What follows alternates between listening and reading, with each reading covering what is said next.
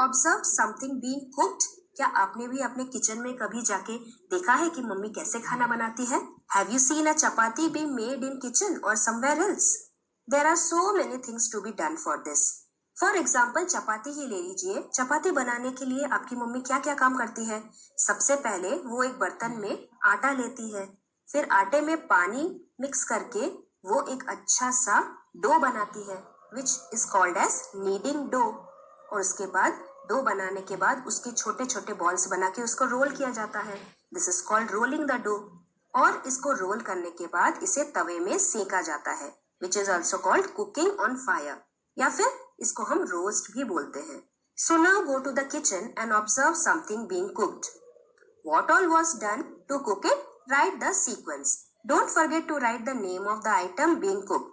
अब आप भी अपने किचन में जाके कुछ खाने पीने के सामानों की कुकिंग स्टेप्स बाय स्टेप्स देखिए और यहाँ पे लिखिए।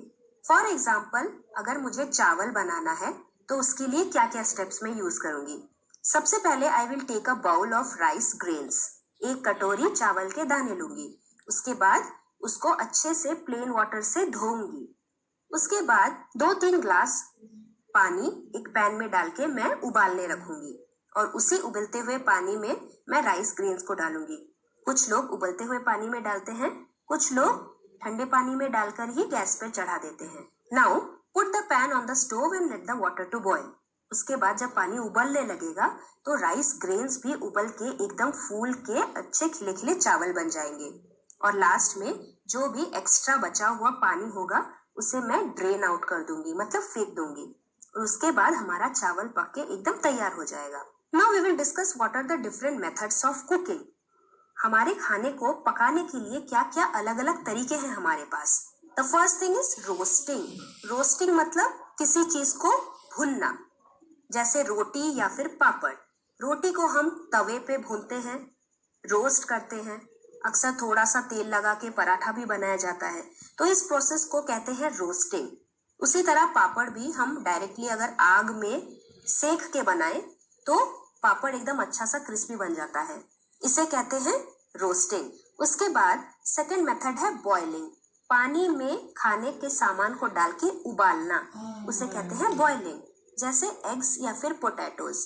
जैसे हम बॉइल्ड एग बनाते हैं, पानी में डाल के उसे उबालते हैं, उसी तरह पोटैटोज भी हम पानी में डाल के उबालते हैं और पोटैटो एकदम सॉफ्ट हो जाता है। Third method is frying. Frying मतलब कढ़ाई में तेल में डाल के गरम तेल में तलना। जैसे हमारे घर में पकोड़े, जलेबी या फिर पूरी बनाई जाती है। गरम गरम तेल में खाने पीने के सामान को डुबो के अच्छे से तल के बनाना, इस प्रोसेस को कहते हैं फ्राइंग। Next is baking. अक्सर केक या फिर बिस्किट्स, कुकीज और ब्रेड भी, ये सब चीजें हमारे घर में बेकिंग से बनाई जाती है। और बेकिंग के लिए हमें माइक्रोवेव ओवन या फिर ओटीजी की भी जरूरत पड़ती है। जैसे यहाँ पे बन रहा है केक और यहाँ पे बन रहा है बिस्किट्स। और लास्ट है स्टीमिंग। स्टीमिंग हम अपने घर में इडली या फिर ढोकला स्टीम करके बनाते हैं, पानी के भाप से जो खाना बनाया जाता है उससे। तो ये तो हुए different cooking vessels and different methods of cooking के बारे में। आगे हम पढ़ेंगे कि हम खाना बनाते किसके ऊपर है। How do we cook food? What is used to cook food in your house? Draw a picture in the notebook and write its name. तो अक्सर हमारे घर पे स्टोव के ऊपर खाना पकाया जाता है। इस तरीके का स्टोव और इस तरीके का सिलेंडर आपने घर में देखा होगा। इसी तरीके के कई उपकरण हैं जिसके ऊपर हम खाना बना सकते हैं। तो इस टेबल को आपको मैच करना है। First is kerosene oil.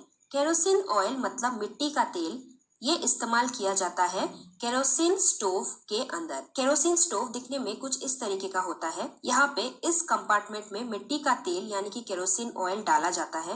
मिट्टी का तेल जो कि दिखने में थोड़ा हल्का नीले रंग का होता है, एकदम पतला होता है, और यही तेल स्टोव में एक लोई के जरिए जलाई जाती है।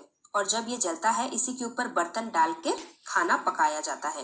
Kerosene oil Burns and produce fire over which we cook our food. Next is coal. कोल भी एक चीज होती है जो इस तरीके के अंगठी के अंदर डाल के जलाया जाता है और ऊपर बर्तन रख के खाना पकाया जाता है। तो वो अंगठी दिखने में कुछ ऐसी होती है जिसके ऊपर कोल को रख के जलाया जाता है। ये ब्लैक कलर का कोल होता है और ये कोल जब अंगठी के ऊपर रख के जलाया जाता है तो उसी गर्माहट में खाना पकता है। जैसे आप इस फोटो में देख रहे हैं, एकदम कोल के ऊपर इस रोटी को सेका जा रहा है। कोल burns and becomes hot, over which we cook our food. But coal also produces a lot of smoke. कोल के जलने से बहुत सारा धुआं भी बनता है, जिससे हमारा पर्यावरण प्रदूषित होता है। तीसरा तरीका है इलेक्ट्रिसिटी। हम बिजली से भी हमारे खाने को पका सकते हैं और इस चीज को बोलते हैं इलेक्ट्रिक हीटर, जो कि बिजली से चलती है। तो यह है एक इलेक्ट्रिक हीटर की photo. Electric heater is also called an electrical appliance, उस तरीके का उपकरण जो बिजली से चलता है। इस तरह के हीटर में जब तार के जरिए बिजली आती है, तब ये जो अंदर के आप तार दिख रहे हैं वो एकदम रेड हॉट हो जाते हैं। Electricity makes the heater coil hot and food is cooked over it. जब इलेक्ट्रिसिटी ऑन होती है तब ये तार एकदम लाल गर्म हो जाते हैं और इसी के ऊपर हम बर्तन रख के हमारा खाना पका सकते हैं। What are the other electrical appliances that are used in our kitchen which runs on electricity? जैसे हमारे घर में माइक्रोवेव अवन यूज होता है, मिक्सर ग्राइंडर यूज होता है, रोटी मेकर यूज होता है, इलेक्ट्रिक केटल यूज होता है जिसमें हम पानी गर्म करते हैं। उसके बाद हमारे घर में सैंडविच मेकर यूज होता है, टोस्टर यूज होता है और इंडक्शन कुकटॉप भी यूज होता है। ये सारे अप्लायंसेस हमारे घर में बिजली से चलते हैं। That is why these are called electrical appliances. Next on the list is gas. Gas से हमारे घर में स्टोव जलती है। So these type of gas stoves are very common in our house. अक्सर हमारे घर में इसी तरीके के स्टोव में खाना पकाया जाता है, जैसे 2 बर्नर गैस स्टोव या फिर 4 बर्नर गैस स्टोव, जिसे एक पतले पाइपलाइन के जरिए इस सिलेंडर के अंदर एक तरीके का गैस भरा हुआ रहता है, जिसे हम कहते हैं LPG गैस। यही गैस जब यहाँ पे आके जलाया जाता है तो उससे आग जलती है और उसी आग के ऊपर हमारा खाना पकता है। Next is would. लकड़ी और काऊ डंग केक से चूल्हा जलाया जाता है। इस तरीके के चूल्हे आपने अपने गांव के घर में देखा होगा, जिसमें हम लकड़ी जलाते हैं, गाय के गोबर से बने हुए केक्स जलाते हैं और आग जलता है, और जब आग जलता है तो ऊपर में रखा हुआ बनाया हुआ खाना पक जाता है। तो ये है एक मिट्टी के चूल्हे की फोटो जिसमें वुड जल रहा है, लकड़ी जल रही है और इसी जलते हुए लकड़ी के आग के ऊपर हमारा खाना पकाया जाता है। उसी तरह यहाँ पे इस फोटो में आप देखिए काऊ डंग केक्स, जो कि गाय के गोबर से बनाया जाता है। गाय के गोबर को सुखाकर उसके छोटे छोटे केक्स बनाए जाते हैं और वही जला के खाना बनाया जाता है। Wood and cow dung cakes are burned to produce fire and food is cooked over it. Last on the list is sunlight. सूरज की रोशनी से खाना बनाना, जो कि बनाया जाता है सोलर कुकर के अंदर। सोलर कुकर क्या होता है?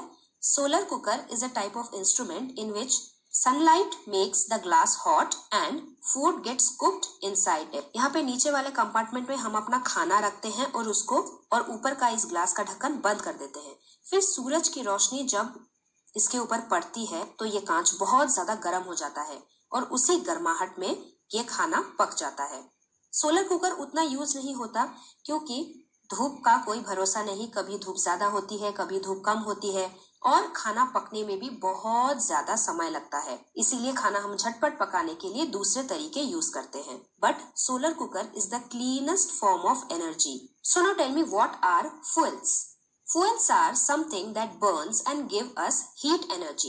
Heat energy in the form of fire या फिर heat, and which is used to cook our food. Fuels मतलब ईंधन। ईंधन वो चीज होता है जो जलकर गर्माहट या फिर आग देता है और उसी आग में हमारा खाना पकता है। तो जैसे केरोसिन यूज होता है केरोसिन स्टोव में, LPG गैस यूज होता है गैस स्टोव में, काऊ डंग केक्स और वुड यूज होता है मिट्टी के चूल्हे में, इलेक्ट्रिसिटी यूज होता है इलेक्ट्रिक हीटर में, इंडक्शन कुकटॉप में, कोल यूज होता है अंगीठी में और सनलाइट यूज होता है सोलर कुकर में। These all are examples of fuels. Out of all these, sunlight is the cleanest form of fuel क्योंकि इससे किसी भी तरीके का पोल्यूशन नहीं होता। What food items can we make without cooking? जैसे हम नींबू पानी, सैंडविच या फिर भेलपूरी बना सकते हैं बिना आग जलाए, बिना पकाए। इस तरीके के कुकिंग को कहते हैं फायरलेस कुकिंग। तो आप भी एक एक्टिविटी कीजिए, अपने दोस्तों के सुनाइए और एंजॉय कीजिए। इसी के साथ हम